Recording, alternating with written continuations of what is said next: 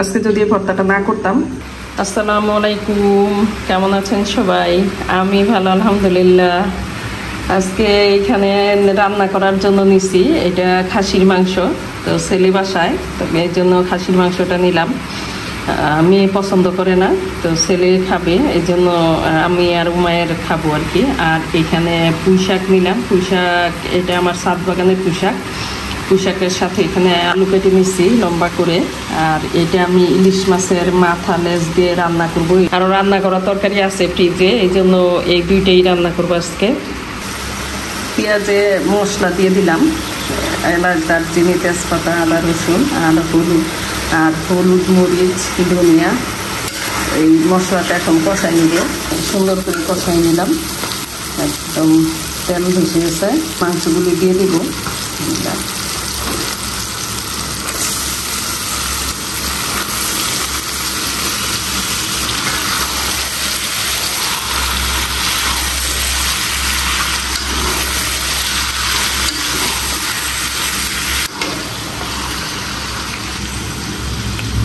জিরার গুঁড়া দিয়ে দিলাম মাংসে।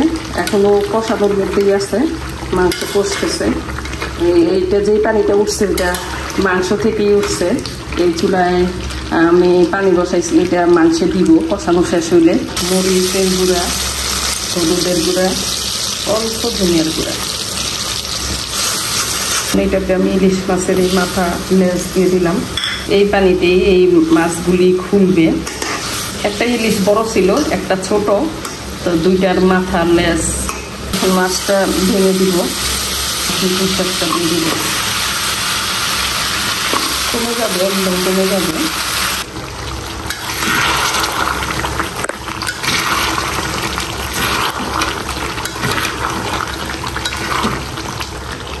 মাংসটা মনে হইতেছে কষানোর মধ্যেই নরম হয়ে গেছে, মানে সিদ্ধ হয়ে গেছে, এরকম মনে হইতেছে, নরম নরম মনে হইতেছে।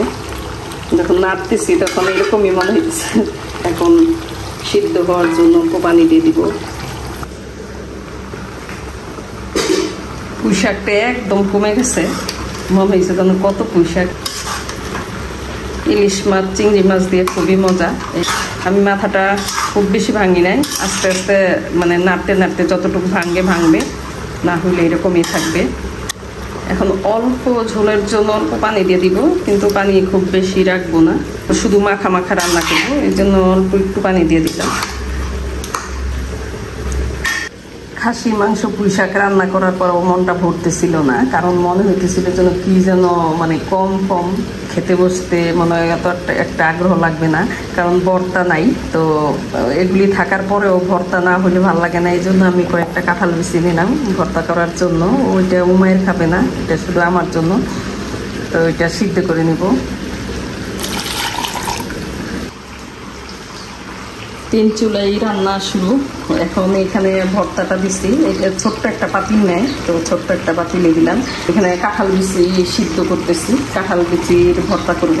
তো 3টা চুলাই একসঙ্গে বসাই দিছি যেন তাড়াতাড়ি হয়। মাংস ভুনাটা হয়ে গেছে, একদম লবণ সব কিছু পারফেক্ট আছে। এটা নামাইলে আর একটু কমে যাবে ঝোল। তো যেহেতু আমি আর উমায়ের একবারে এতগুলি খাওয়া সম্ভব না, আবার জাল করতে হবে, তো আমি একটু ঝোল থাকা অবস্থায় নামাই ফেলতেছি। এটা নামানোর পর একদম মাখা মাখা হয়ে যাবে, ঝোলটা আরও কমে যাবে। পুঁই শাকটা রান্না হয়ে গেছে, এখন এটা নামাই নিব। একদম মাখা মাখা ঝোল। অবশেষে কাঁঠাল বিচির ভর্তাটা করেই ফেললাম, কারণ খুবই মনে চাইতেছিল যে যত কিছুই থাকুক, মাংস থাকুক, মাছ থাকুক, কিন্তু ভর্তা না হলে আসলে খেতে মজাই লাগে না। তো এখানে ভর্তা করলাম, কাঁঠাল বিচির ভর্তা। আর পেঁয়াজগুলি এরকম মানে এরকম আধা পাটা করে রাখছি, কারণ কাঁঠাল বিচির সাথে এই পেঁয়াজটা খেতে খুবই মজা লাগে। এই জন্য একটু পেঁয়াজ মানে কাঁঠাল বিচিতে এই জন্য একটু পেঁয়াজ বেশি দিতে হয়। তো আলহামদুলিল্লাহ, আজকে যদি এই ভর্তাটা না করতাম খেতে বসতে একদমই মন চাইতো না। তো এখন বাস আলহামদুলিল্লাহ, তো ভর্তাটা হয়ে গেছে, সাথে পেঁয়াজ থাকলো।